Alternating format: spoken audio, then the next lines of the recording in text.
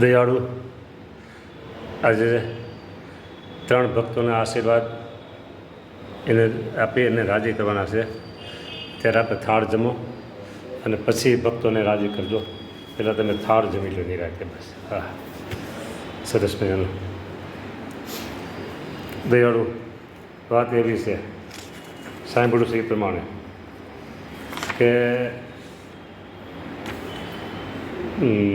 બ્રહ્માનંદ સ્વામીએ તમને જમાડવા માટે સરસ એક થાળના પદની રચના કરી છે. એ થાળ આજે આપની આગળ રજૂ કરું છું. આપ જમો.